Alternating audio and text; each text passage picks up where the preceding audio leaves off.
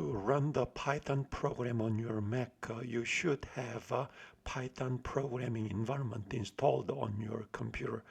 Let's first verify if you have it already installed on your computer. So let's open a terminal app and then type Python and dash version, and then it says command not found, meaning that Python is not recognized as a valid command on your computer. You may have a Python 3 on your computer. Press enter, then the version is a 3.9, so a little bit older version of a Python, but it's named by Python 3 is there. So if you have a Python 3, 3.13 or higher, you may continue to use that. But if you have an older one like this, just follow the following videos to install a new version of Python.